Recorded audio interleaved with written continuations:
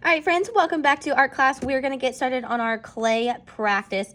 You will have a laminated sheet that looks just like this. You will also have a special clay mat in front of you, and at your desk you will also have a bin, and inside the bin will be different materials that you can use to practice and to use on your clay. Now remember, this is practice. We are not keeping these pieces. This is just for us to practice making some of these different things and to practice using some of these tools. That way, next week when we actually start making what we're making, we will already have some experience. So the first thing that you're going to do is you're going to get some clay. Now this could be in a baggie in front of you or somewhere at your desk. And we don't want to use all of it at once. So whatever piece of clay that you're working with, you will pinch off small or various amounts. Now, if you look up on the screen, you will also notice that there are different forms when making with clay. When we talk about clay, we're talking about forms. We're not talking about flat 2D images anymore. We're talking about three-dimensional shapes. So it's not a circle, it is a sphere, okay? It could be a cylinder. That is a cylinder. So when you're working with clay, think about that. On your mat, you can roll the clay out. If you roll the clay out like this, you can go back and forth nice and evenly with your hands. If you just go boop, boop, boop, boop, boop, like that, you might get a flat piece. But a coil is like a snake or a rope-like piece. So you need a very fluid motion all the way up, all the way down, all the way up, all the way down, and gently apply a little bit of pressure. And you may have fun just practicing making a really long coil. With your coil, you can do a variety of different things. One thing I like to do is I like to use some of these tools. So cutting it, which I would highly recommend doing on your clay mat. So most of the things you'll want to do on your clay mat. And then up here is where you can have fun with some of the other things. So here's my horizontal line. And then look, you can cut it into individual pieces here. Practice making vertical lines. So, a zigzag line. I have a coil here, so I'm going to try to make it go to a point.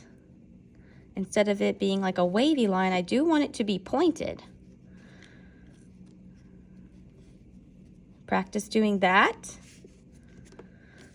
And then you can reshape it. What's so awesome about clay is that you can ball it up into a ball again and reshape it. That's what I love. So if you're doing something and you think that it's not right, you can always try again. And today is all about practice. Let's see, I think I want to try to do the wavy line. So that means it is going to be curved. Next week, when you're building your objects or your things, you may think about the practice that you did, how you did some of these objects. Now, here are some of those shapes. So you can think about a circle. Well, a circle in clay form would be a sphere. So you can try thinking about making a smooth sphere by rolling it in your hands like this. Now, another clay term we're going to talk about is called a slab. And a slab is a flat piece of clay. So anytime I want to make a flat piece of clay, I typically start with a sphere. And you can do this in a larger form as well. So if you want to work with a little bit more clay, you can do that as well. Just by rolling it in the palms of your hands. A long, long time ago, people that started working with clay thousands of years ago, they didn't have these fancy tools and gadgets. They just had their hands. So they made a lot of the forms just by using their hands. Now, like I said before, a slab is a flat piece of clay. So to make a slab, I like to put the ball on the surface of my clay mat and press it down, flip it over, press it down, flip it over, press it down until eventually it forms a nice flat surface that's even. Kind of looks like a pancake. So this is my slab. And a lot of our art projects are going to be based off of a slab of clay. So this is a flat piece of clay, just like this. And then we can add to it, or we can cut away from it. So you can add things on top. I see this sun right here. So I can actually add on top of this figure just by pressing clay onto each other.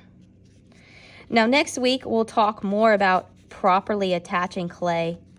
To properly attach clay, you would want to add a little bit of water and smooth it out, and do something called scoring, which we would use a toothbrush for, and we would score the clay. This clay right now is pretty soft, and we're not keeping these.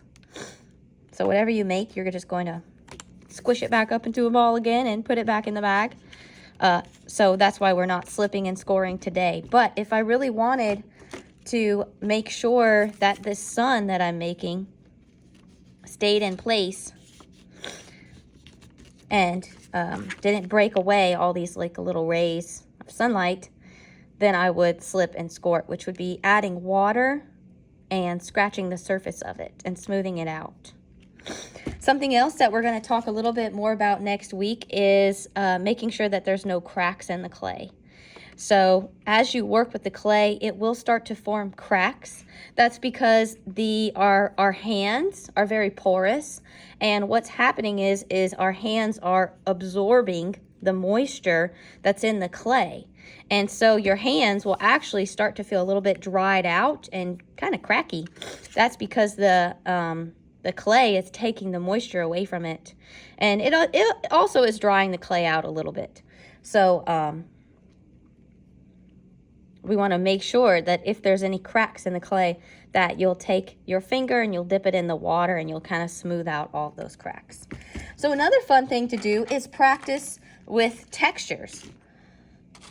There are different texture plates. There are different plates that look like this. And you can actually take the clay and press it into some of these texture plates. And they're all different ones, and they may have a different design on the inside versus the outside. So as you're practicing, definitely look at some of these tools. Texture is how something looks, like it might feel bumpy or smooth or rough. And you can use a pencil tool, and you can actually carve into the clay. So if you're making any kind of coral, which is here, you can make it look like coral. So now I'm changing this sun into coral.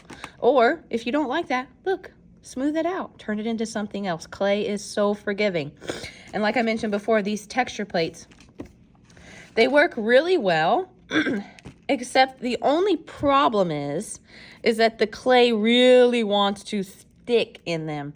So if you use them, don't press too hard. You just want to press really lightly and then carefully peel them away. And you'll see they give the clay a little bit of texture. So if you're making any kind of flowers or you want scales for your fish or anything like that you want to add texture to, feel free. Use some of those plates, experiment. There are these marker caps. So those can be pressed into the clay to create different shapes as well. So have fun today. Remember, when you're completely done, all of your clay will be removed from the plastic mat. You can kind of give it a little shake or wipe it off for the next person to use in the next class. Gather up all your clay bits, even if they're really tiny.